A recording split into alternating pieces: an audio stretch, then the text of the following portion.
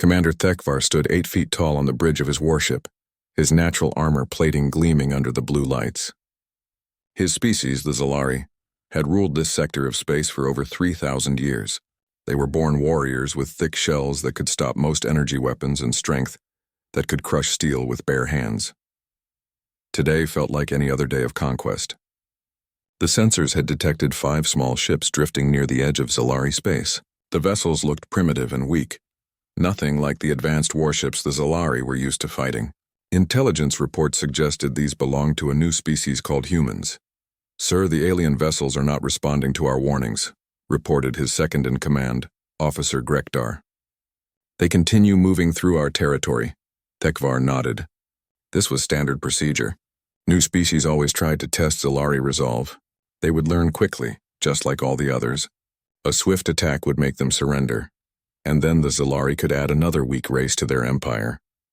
"Prepare weapons," Thekvar ordered. "Target their engines first. We want prisoners for questioning." The 5 human ships were nothing special to look at. They were long gray vessels with no obvious weapons. The largest was maybe half the size of Thekvar's destroyer. Intel suggested they were colony ships filled with families moving to new worlds. Perfect targets for a quick victory. The first plasma blast struck the lead human ship.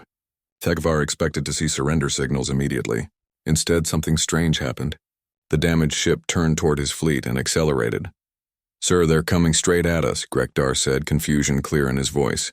"Impossible. Their ship is crippled." "Why would they attack?" The human ship smashed into one of the smaller Zalari vessels. Both ships exploded in a ball of fire and metal. Thekvar stared at the destruction. No civilized species would sacrifice themselves like that. It made no sense.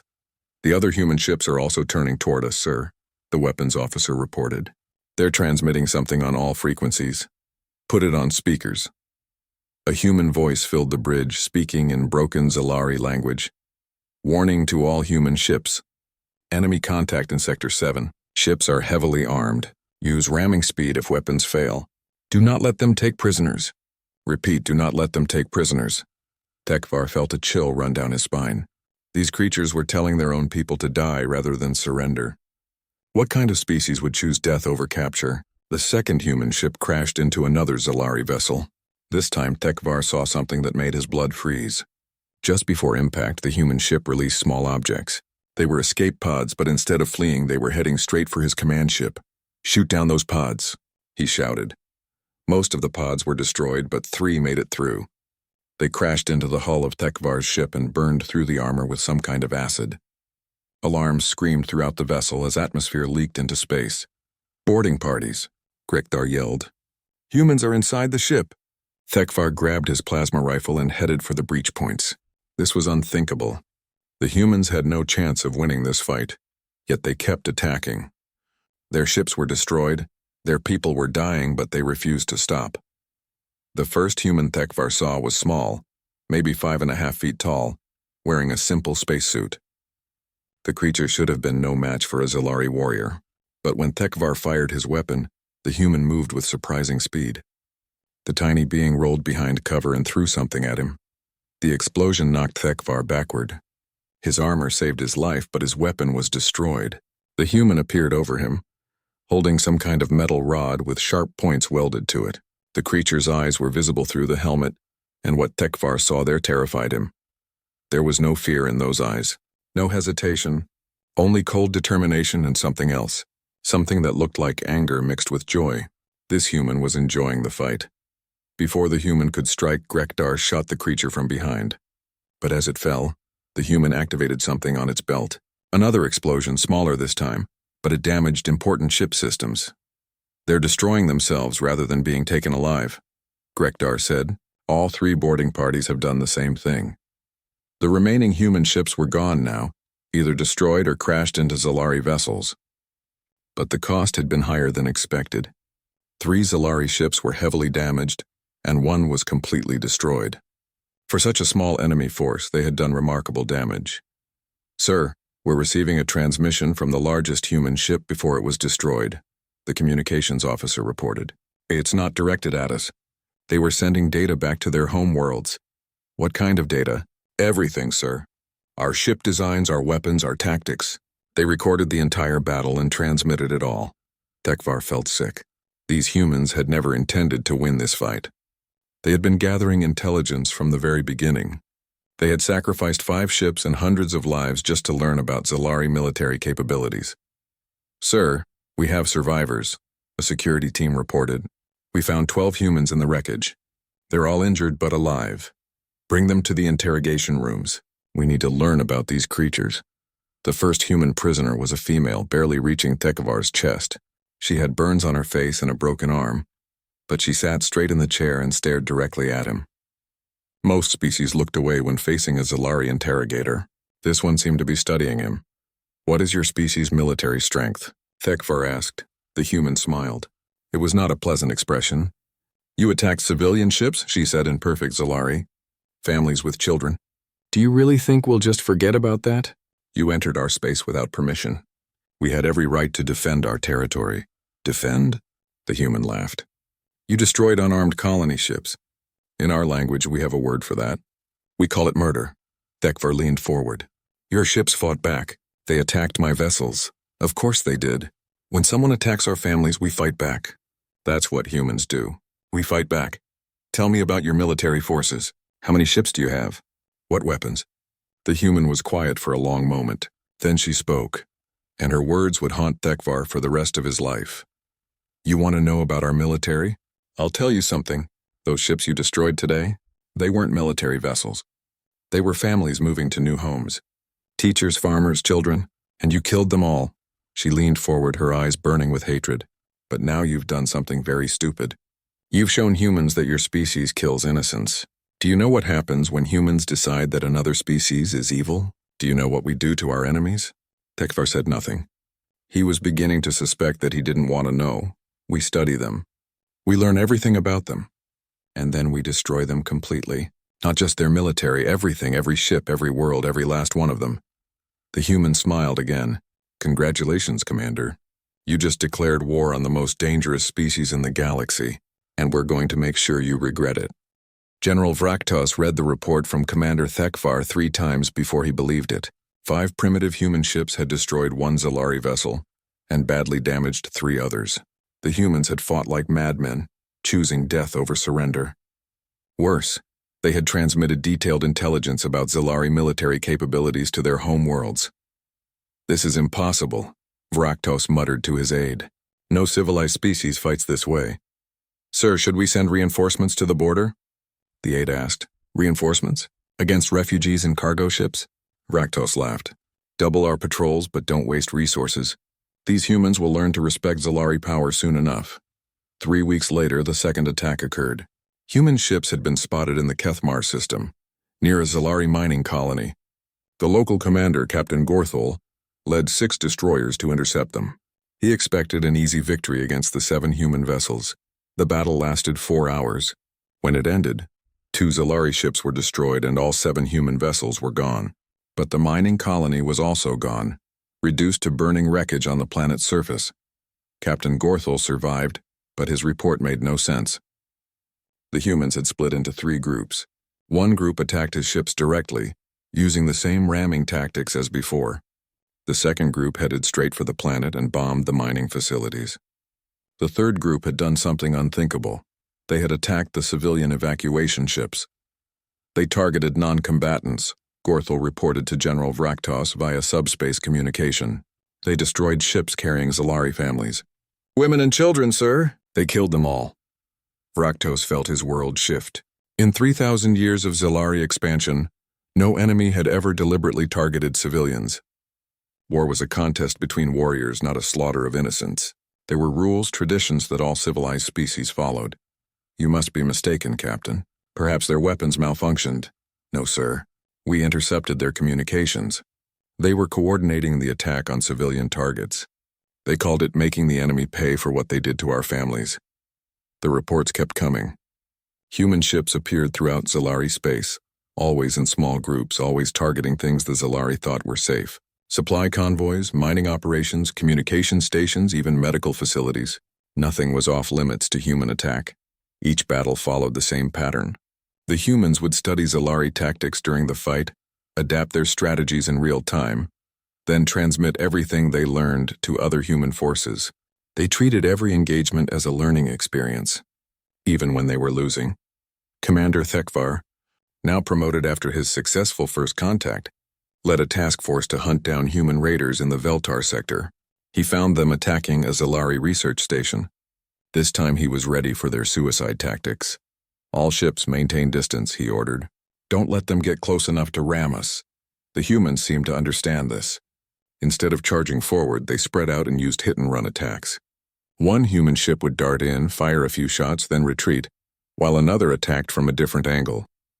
They were learning, but it was what happened after the battle that truly disturbed Thekvar. His forces had won, destroying all the human ships. But when they searched the wreckage, they found something horrible.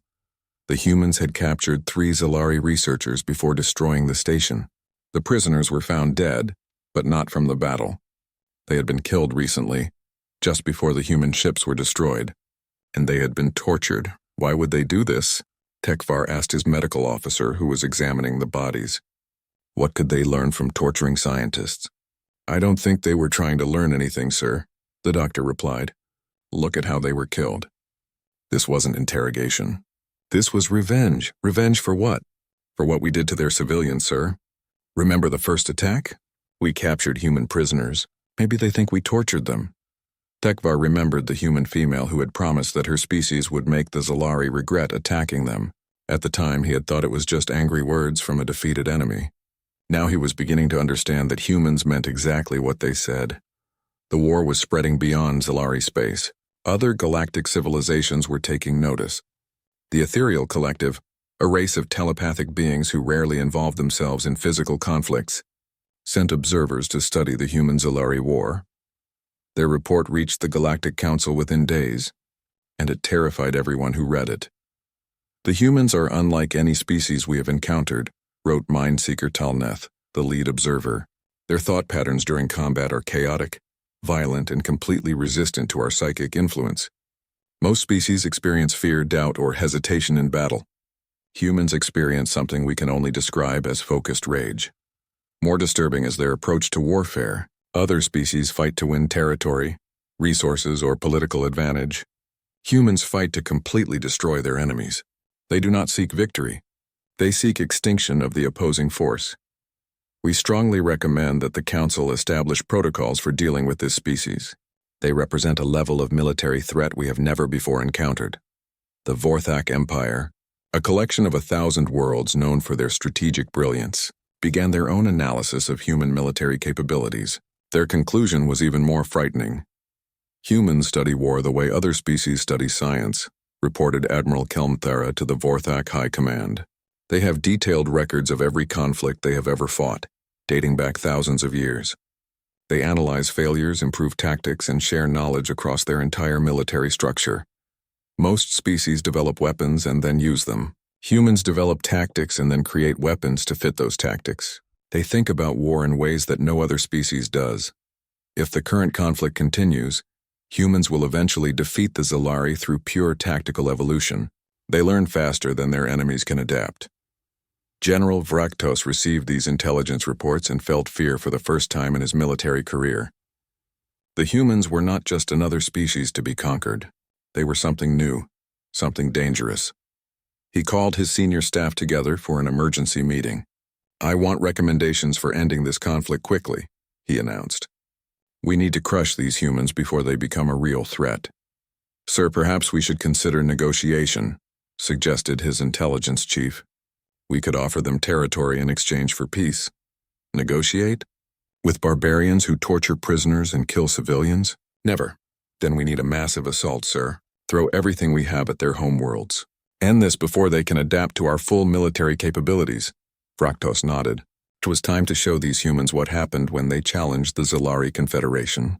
He would gather the largest fleet in Zalari history and crush the human species once and for all. But deep in his heart, he wondered if it was already too late. The humans had been fighting for only 6 months and they had already changed tactics 4 times. Each new strategy was more effective than the last. Each attack was more brutal than the previous one. What would they be like after a year of war? What about 10 years? For the first time in Zalari history, A general wondered if his species had chosen the wrong enemy to fight. Captain Sarah Chen stood on the bridge of the human warship Indomitable, watching the tactical display show the approaching Zalari fleet. 6 months had passed since the Zalari attacked the first human colony ships. 6 months of careful preparation, intelligence gathering, and strategic planning. The Zalari had made a mistake when they chose to fight humans. They thought war was about honor, glory, and showing strength. Humans knew better. War was about winning, no matter the cost. Captain, we have confirmed positions on all Zalari vessels, reported Lieutenant Commander Torres from the sensor station. 36 ships total, including their flagship Dominance. Excellent. Signal the fleet. Execute Plan Omega. The human fleet consisted of 42 ships, but they looked nothing like traditional warships. Many were converted cargo vessels. Others were mining ships fitted with weapons. They appeared crude compared to the sleek Zalari destroyers, but appearances could be deceiving. Admiral Kethvar commanded the Zalari fleet from his flagship. He had spent weeks gathering this force, determined to end the human threat once and for all. Intelligence reports suggested the humans had finally assembled a proper military fleet. Good. It was time for a decisive battle. Sir, the human vessels are moving into attack formation, his tactical officer reported. Their formation is unusual. Kethavar studied the display. The human ships were spreading out in a wide pattern, too wide for concentrated fire.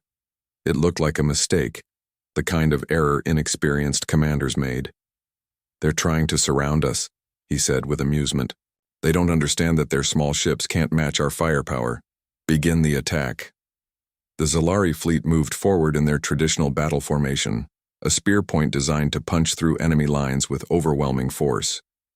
It had worked for centuries against every opponent they had faced.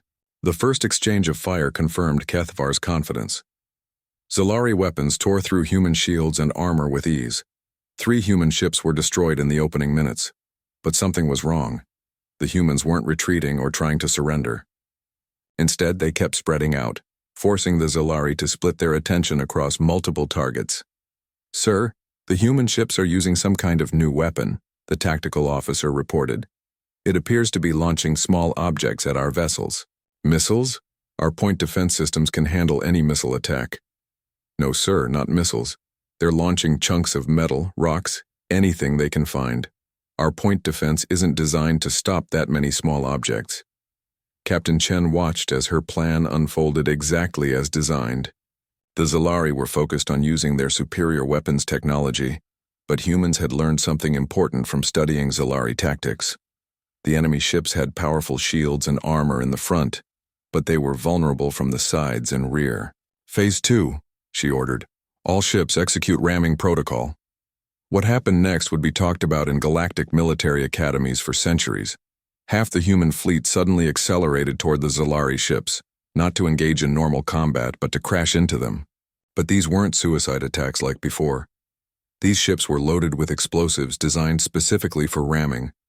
The first human ship to strike a Zalari destroyer detonated with the force of a small nuclear weapon. The explosion destroyed both vessels and severely damaged 2 nearby Zalari ships. Then the second ramming ship hit and the third. This is madness, Admiral Kethavar shouted.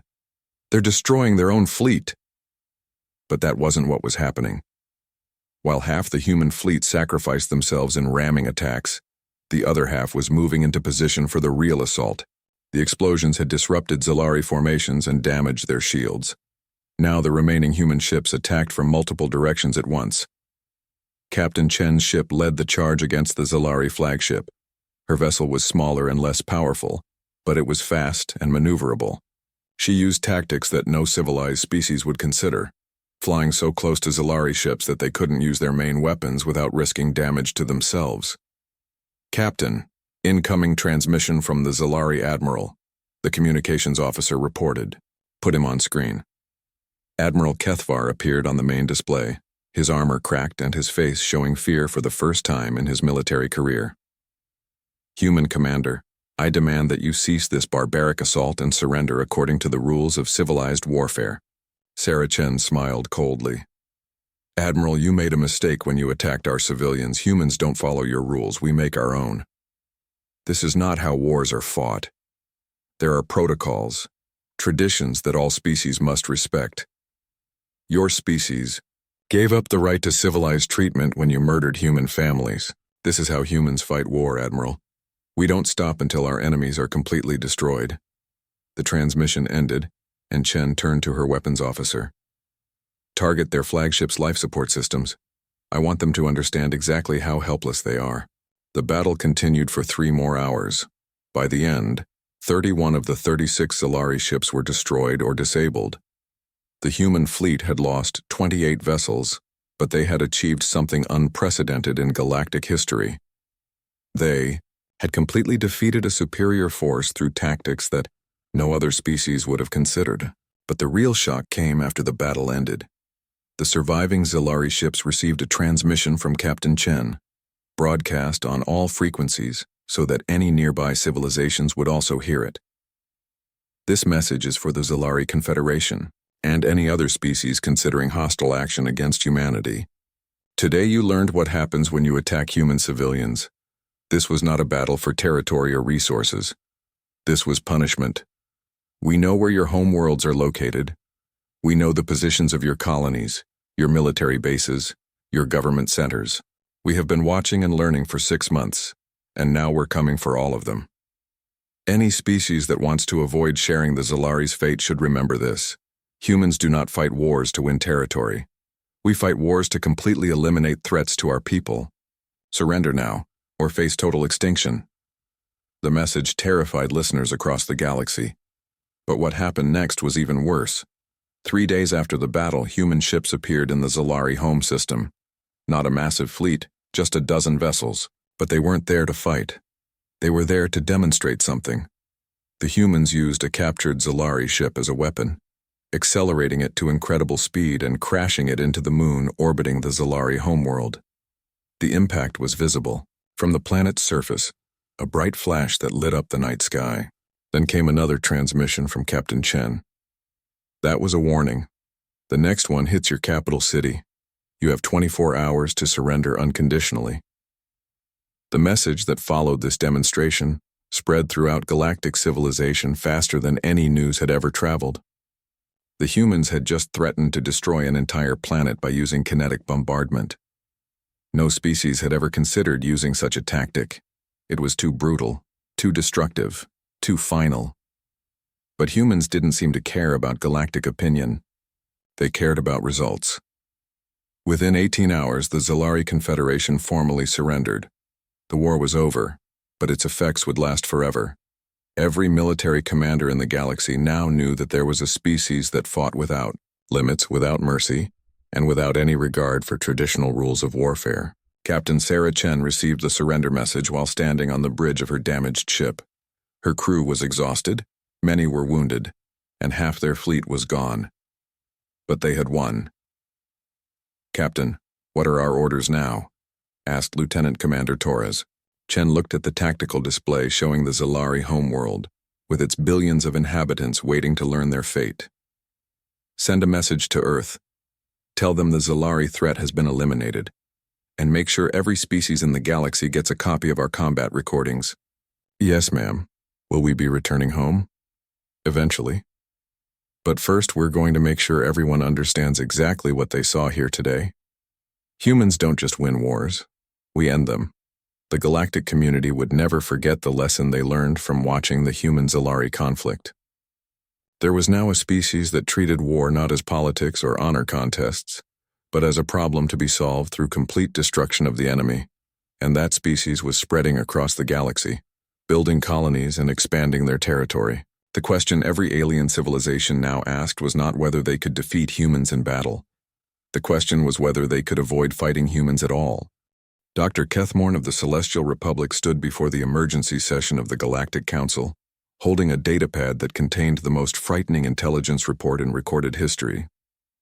Representatives from 47 different species filled the great chamber, all of them waiting to hear about the new threat that had emerged from the Outer Rim.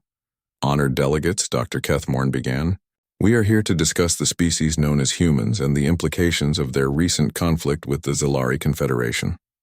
A murmur ran through the assembly. Everyone had heard about the war, but few understood what it really meant. The Zalari had been a major military power for thousands of years. Their sudden surrender to a species that had only recently developed space travel was shocking. My team has spent 3 months analyzing human military capabilities, Dr. Kethmorn continued. What we discovered challenges everything we thought we knew about warfare and civilization. He activated the holographic display at the center of the chamber.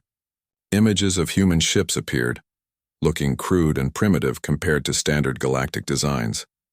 Humans evolved on a world they call Earth. Unlike most sapient species, they did not evolve from prey animals or natural pacifists. Humans evolved from persistence hunters. For millions of years, their ancestors tracked prey across vast distances, working in coordinated groups to exhaust and kill animals much larger than themselves. Representative Vashita of the Nebular Alliance raised a tentacle. Many species evolved from predators, Doctor. What makes humans different? The difference is in how they apply predatory instincts to warfare, Dr. Kethmorn replied. Most species that develop space travel have moved beyond their primitive hunting behaviors. Humans have refined theirs. The display changed to show recordings from the human-Zalari battles. The assembled delegates watched in horrified silence as human ships deliberately crashed into enemy vessels, as human forces targeted civilian populations, as prisoners were tortured for psychological effect rather than information. Humans view war not as a contest between military forces, but as a total conflict between entire species, Dr. Kethmorn explained. They do not distinguish between combatants and non-combatants. They do not recognize surrender as the end of hostilities. They fight until their enemies are completely eliminated. High Counselor Zenmar of the Vorthak Empire leaned forward. Surely you exaggerate, Doctor. No civilized species would behave this way. That is precisely the point, Counselor. Humans do not consider themselves bound by our definitions of civilized behavior. They follow their own rules, and those rules are designed for complete victory at any cost. Dr. Kethmorn switched to a new display showing human military history.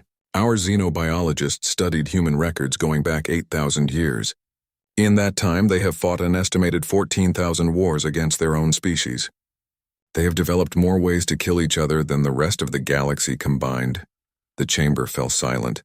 The idea of a species fighting 14,000 wars against itself was almost incomprehensible. Most civilizations had perhaps a dozen major conflicts in their entire history. They study warfare the way we study medicine or engineering, Dr. Kethmorn continued. Every battle is analyzed, every failure is examined, every successful tactic is preserved and improved. They have detailed records of conflicts that happened thousands of years ago, and they still use lessons learned from those ancient battles. Ambassador Thelkit of the Crystalline Hegemony spoke up. If humans are so dangerous, why didn't the Zalari defeat them? The Zalari military is among the strongest in the galaxy. Because the Zalari made the same mistake we all would have made, Dr. Kethmorn replied. They assumed that humans would fight according to established galactic conventions. They expected honor duels, territorial objectives, and civilized rules of engagement. Instead, humans fought a war of extermination. They attacked supply lines, civilian targets, cultural sites, anything that would damage Zalari morale. They used psychological warfare, chemical weapons, and tactics that we consider barbaric. Most importantly, they were willing to accept massive casualties to achieve victory. The display showed footage of human ramming attacks, where entire ships and crews were sacrificed to destroy single enemy vessels. Several delegates looked away from the images. The Zalari military collapsed not because humans had superior technology, but because human tactics destroyed their will to fight. Dr. Kethmorn explained. The Zalari are a warrior culture that values honor and courage. When faced with an enemy that ignored all concepts of honor, they became demoralized and eventually refused to continue fighting. Supreme Mind Voice Korthek of the Hive Mind Consensus transmitted directly into the minds of all present. We have observed human mental patterns during combat. Their thought processes become focused and simplified, eliminating doubt and fear. This mental state allows them to make decisions that other species would find impossible. More concerning is their collective memory. Unlike most species, humans preserve detailed records of their conflicts and share tactical knowledge across their entire military structure. Each human soldier has access to thousands of years of military experience. High Admiral Grekshan of the warrior clan stood up, his massive frame towering over the other delegates. With respect to the learned doctor, we are discussing a single war between humans and a species known for poor tactical flexibility. The Zalari have not won a major conflict in over 500 years. Perhaps we should not panic based on one battle. Dr. Kethmorn nodded. A reasonable point, Admiral. However, we have additional data that may change your perspective.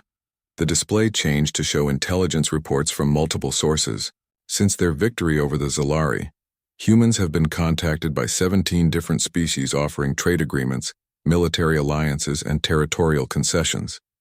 None of these species have fought humans. They are all trying to avoid fighting humans. Furthermore, our deep space monitoring stations have detected massive human construction projects throughout their territory. They are building defensive installations, shipyards, and what appear to be military research facilities. They are preparing for larger conflicts. The chamber erupted in worried conversations as delegates realized the implications. If humans were already influencing galactic politics through the threat of military action, what would happen when they had more ships and better technology? There is one more issue we must address. Dr. Kethmorn continued, waiting for quiet. Human expansion patterns suggest they will eventually come into contact with major galactic powers. When that happens, we need to decide how to respond. Our options are limited. We could attempt to contain human expansion through diplomatic pressure, but our analysis suggests this would only delay inevitable conflict. We could form a military alliance to oppose human expansion, but this would likely provoke the exact war we are trying to avoid. Alternatively, we could attempt to integrate humans into galactic civilization, offering them membership in the Council, and hoping that exposure to our values will moderate their behavior. Representative Melthor of the Peaceful Gardens Collective raised a flower-like appendage. Doctor, what does your team recommend? Dr. Kethmorn was quiet for a long moment. My team is divided. Half believe that humans represent an existential threat that must be contained at all costs. The other half believe that making humans into enemies would be the greatest mistake in galactic history. However, we all agree on one point. Humans are unlike any species we have encountered. They possess military capabilities that exceed their technological development, psychological resilience that allows them to fight under impossible conditions, and tactical flexibility that adapts to any opponent. Most importantly, they show no sign of moderating their approach to warfare. If anything, their victory over the Zalari seems to have convinced them that their methods are correct. High Counselor Zenmar stood up. Doctor, in your professional opinion, could humans threaten the stability of galactic civilization? Dr. Kethmorn looked around the chamber at representatives of species that had lived in relative peace for thousands of years. Most had never experienced true warfare. None had faced an enemy that fought without limits or restrictions. Counselor, humans don't just threaten the stability of galactic civilization. They threaten the very concept of civilization as we understand it. They have turned warfare into a science, and they are very good at it. My recommendation is that we establish immediate protocols for dealing with human expansion.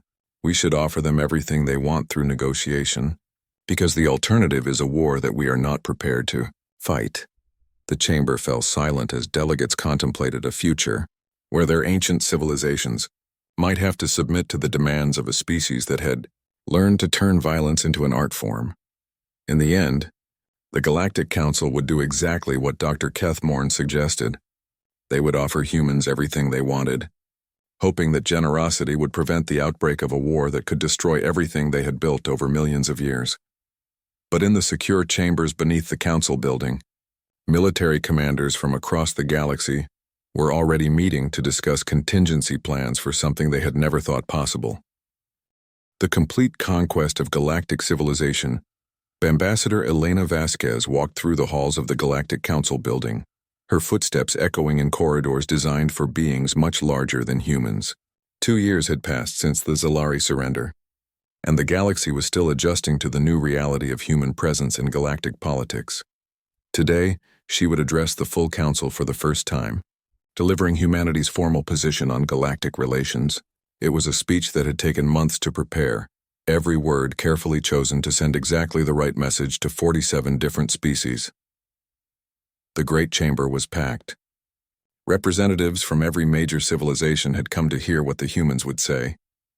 In the 2 years since the war ended, humanity had become the most discussed topic in galactic politics. But humans themselves had remained relatively quiet, focusing on expanding their territory and building their military. Elena took her place at the speaker's podium, a platform that had to be lowered to accommodate her height. She looked out at the assembled delegates, many of whom had never seen a human in person. They expected to see a monster, a representative of the species that had shocked the galaxy with its brutal military tactics.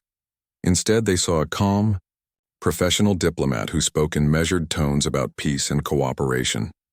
"Honored delegates," Elena began, "I come before you today to clarify humanity's position regarding our place in galactic civilization.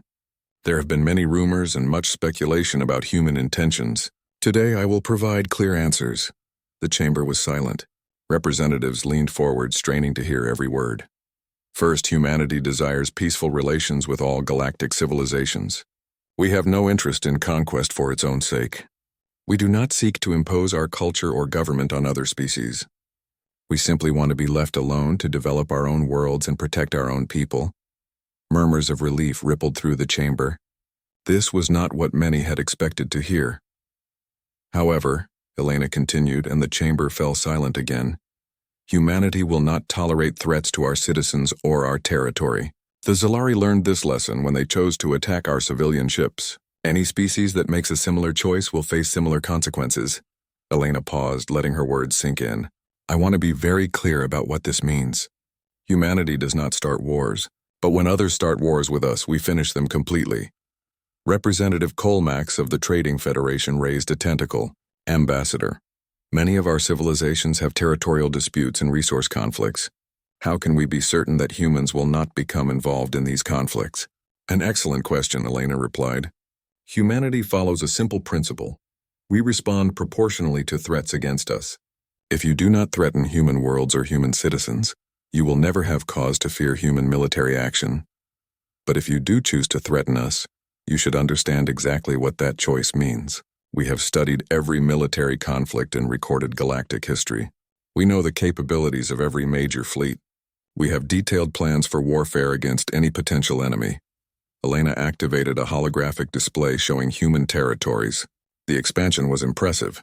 In just 2 years, humanity had established colonies on 43 worlds and built defensive installations throughout their territory. Some of you may wonder why humanity has expanded so rapidly.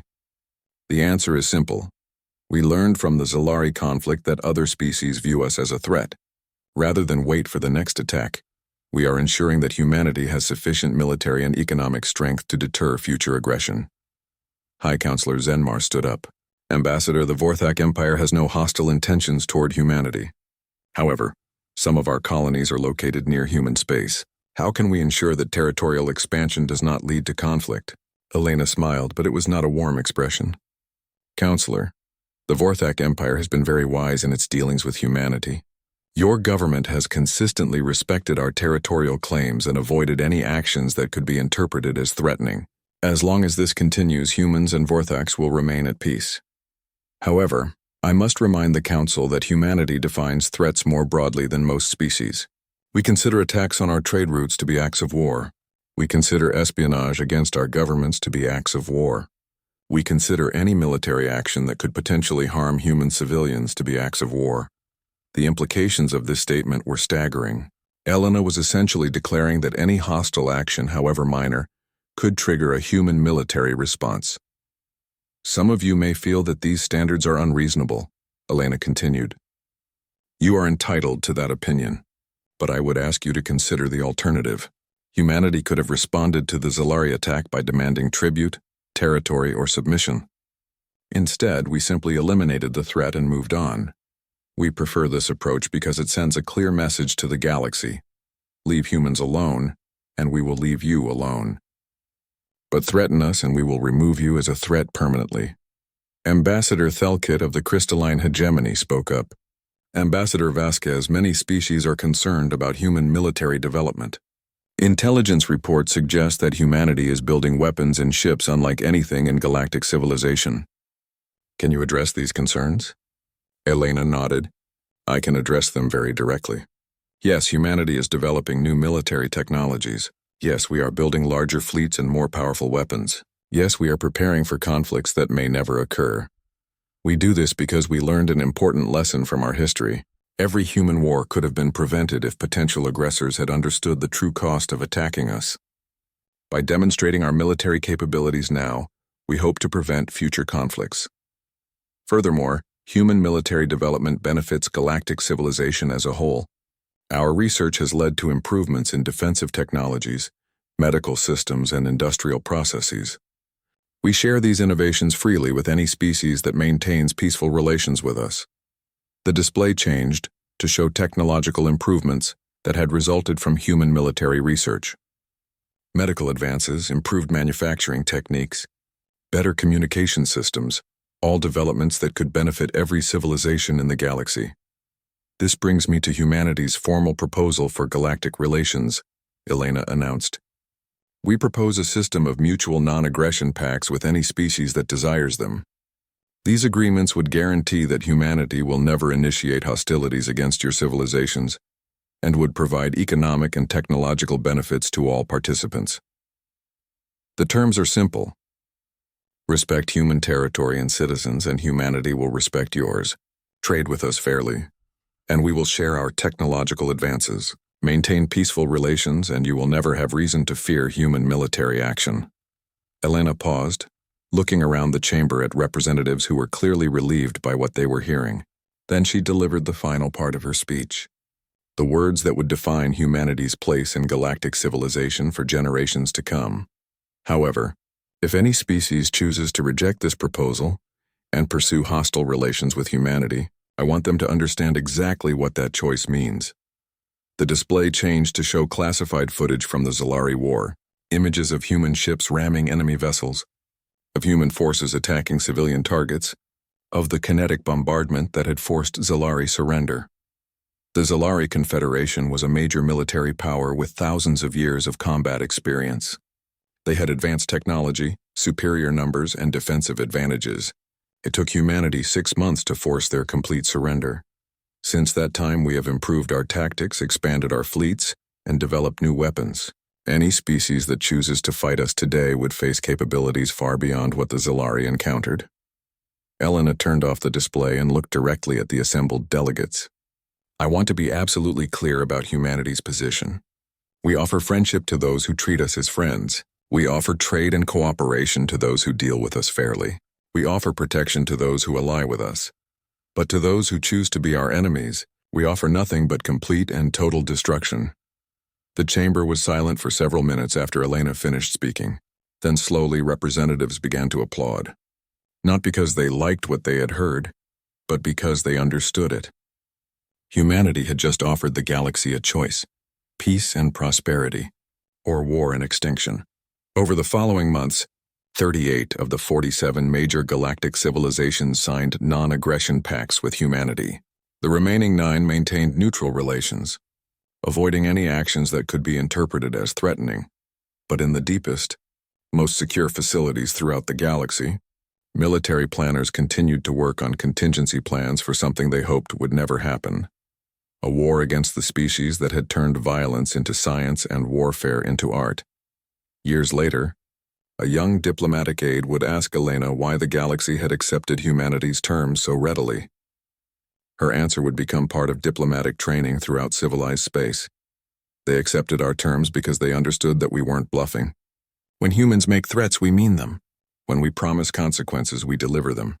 And when we offer peace, we genuinely why a single, terrifyingly effective.